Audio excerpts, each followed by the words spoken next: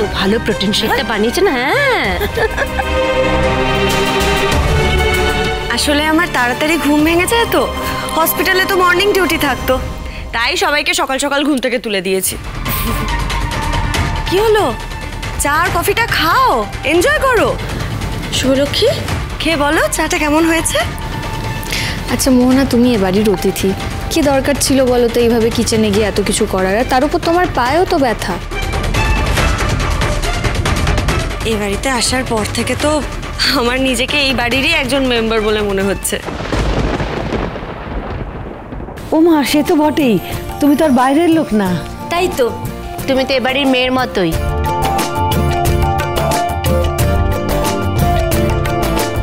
তোমার পায়ে ব্যথা কেমন আছে মোহনা? একটু নিশ্চয়ই কমেছে, না হলে তো এত সকালে উঠে এত কাজ করতে পারতে না।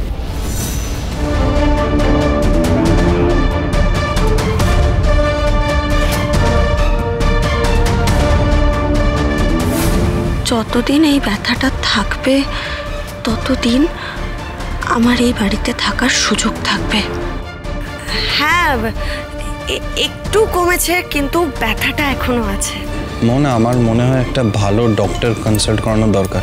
এক কাজ করি, আমি একটা ডক্টর অ্যাপয়েন্টমেন্ট বুক করে নিই, তারপর ফেরার পথে না আমি তোমার বাড়ি ড্রপ করে দেবো। হায়ান, আমিও একজন ডক্টর, ভুলে যাও নাকি?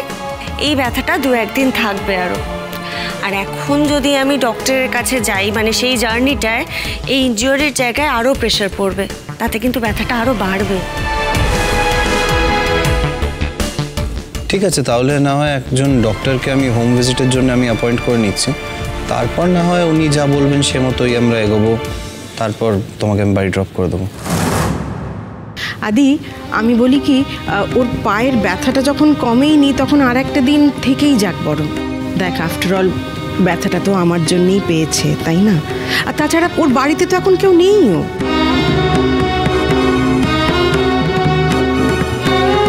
আন্টি, তুমি যখন বলছো, তোমার কথা তো আর অমান্য করতে পারি না। কাম স্যার, প্লিজ কাম কাম।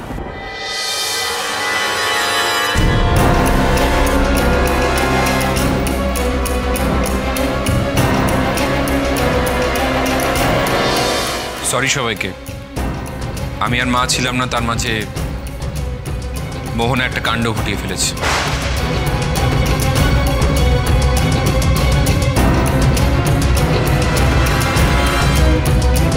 হ্যাঁ বলছি, সাবধানে বাড়ি পৌঁছেছিস তো? আমি আর মা তো কেউ বাড়িতে নেই, একা অসুবিধা হচ্ছে না তো কোনো? না না, অসুবিধা কিসের হবে, কোনো অসুবিধা হচ্ছে না, আমি তো বাড়িতেই আছি। দাদা কি করে জানলো আমি এখানে? ভাগ্যে শুভলক্ষ্মী আমায় ফোন করেছিলেন, তা না হলে আমি জানতেই পারতাম না তোর এতটা ব্যথা লেগেছে। যখন তোকে ফোন করেছিলাম তুই তো আমায় কিছু বলিসনি।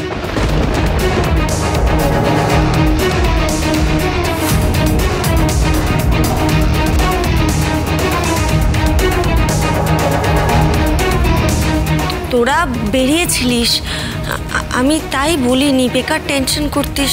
টেনশন করতাম? তুই যে এখনো বাড়ি ফিরিসনি সেটা ভেবে আমি আর মা অনেক বেশি টেনশন করছি মোহনা। মা বাড়িতে একা আছে, আমি এখানে তোকে নিতে এসেছি, চল। আদিত, শুভলক্ষ্মী, আপনাদের সবাইকে থ্যাংক ইউ। মোহনা যখন একটা দুর্ঘটনা ঘটেছিল তখন ওর টেক কেয়ার করার জন্য, ওকে এই বাড়িতে নিয়ে আসার জন্য থ্যাংক ইউ। কি বলছো আকাশ, সেটা কোনো ব্যাপার হলো নাকি? 100 বার, এটা খুব বড় ব্যাপার। কি হলো, তুই দাঁড়িয়ে আছিস কেন? যা। আমার কয়েকটা জিনিস গেস্ট রুমে আছে, ওটা নিয়ে আসি। হ্যাঁ প্লিজ নিয়ে আয় মোহনা।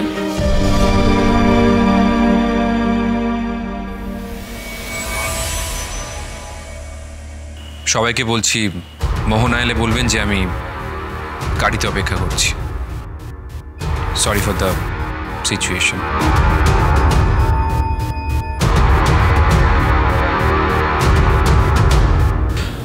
আমিও যাই, আমার অফিসের জন্য রেডি হতে হবে।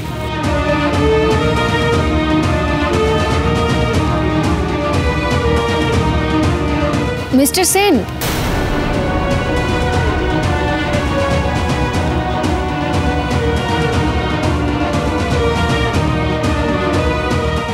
শুভ আকাশকে ফোন করে বলেছে মোহনাকে নিয়ে যাওয়ার কথা।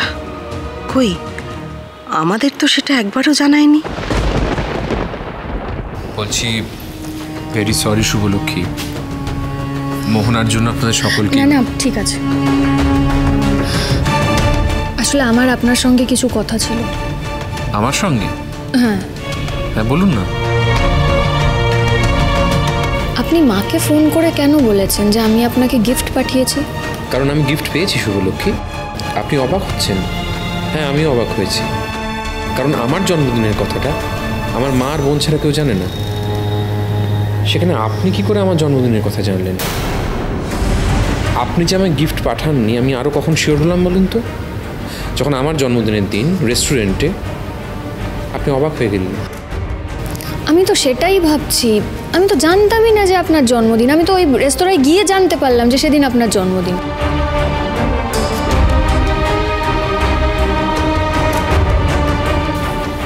আমার একটু সন্দেহ হয়েছিল জানেন, আমি কার্ডটা রেখে দিয়েছিলাম, দেখুন।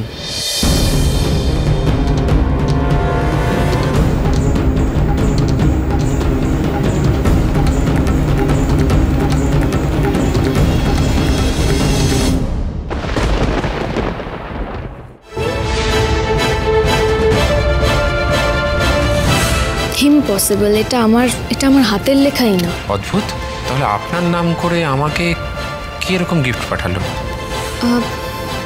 আপনি কিছু মনে না করলে এটা আমি রাখতে পারি আমার কাছে? হ্যাঁ শিওর। এই মেসেজটা তোমার ফোন থেকে তো এসেছে। আমার হাজব্যান্ড আদ্রিতের দেওয়া সব জিনিস তুমি ফিরিয়ে দাও, এইগুলোর উপর তোমার কোনো অধিকার নেই। আদির খুব ভালো লাগবে তো। আদি যদি জানতে পারে যে আকাশের জন্মদিনে তুই ওকে গিফট পাঠিয়েছিস, জানে আদি? আপনি কিছু ভাবছেন? হ্যাঁ মানে কেউ আমার নাম্বার থেকে মোহনাকে প্রথমে মেসেজ করলো, যেই মেসেজটা আমি পাঠাইনি। তারপর আপনাকে আমার নাম করে গিফট পাঠিয়ে দিল, যেই গিফট আমার পাঠানো নয়। মানে মানে কি হচ্ছে? কিছুটা একটা গন্ডগোল লাগছে আমার, জানেন তো। মানে কেউ একটা কলকাঠি নাড়ছে, মানে যেই এই কাজগুলো করছে মানে তার উদ্দেশ্যটা কি, এইটাই আমাকে ভাবাচ্ছে। হ্যাঁ আমাদেরকে চোখ কান খোলা রাখতে হবে। দেখুন আপনার সঙ্গে কেন কেউ প্র্যাঙ্ক করতে চাইবে? আর অকারণে তো কেউ এরকম প্র্যাকটিক্যাল জোক করবে না, তাই না?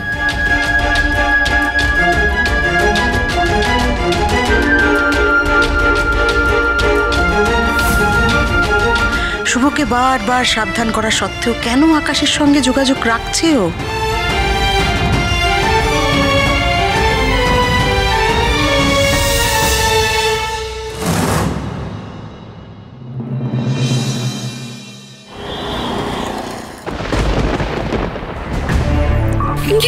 কি হয়েছে মোহনা?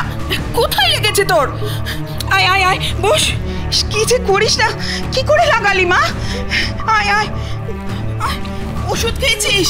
কিরে কোনো ডাক্তার দেখিয়েছিস? আমার এমন কিছু হয়নি মা, যাতে দাদাকে আমাকে এইভাবে জোর করে নিয়ে আসতে হতো।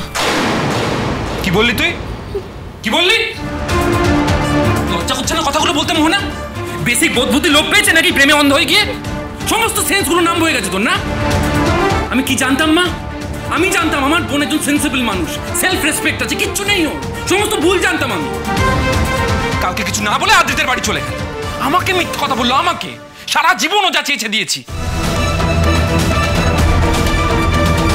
আমায় কেন মিথ্যে কথা বললি মোহনা? আমি তোর দাদা, আমি তোকে ভালোবাসি মোহনা। দরকার হলে আমি তোর সাথে যেতাম ওখানে। মোহনা এই আমার চোখের দিকে তাকা, দেখ তুই কেন সত্যিটা মেনে নিতে পারছিস না বল? আদ্রিত বিবাহিত, ওর সন্তান আছে, ও কোনোদিনও তোর হবে না। যত তাড়াতাড়ি সত্যিটা মেনে নিতে পারবি ততই তোর জন্য মঙ্গল। তা না হলে তুই কষ্ট পাবি মোহনার। আমি মা, আমরা কেউ তো কষ্ট দেখতে পারবো না মোহনা।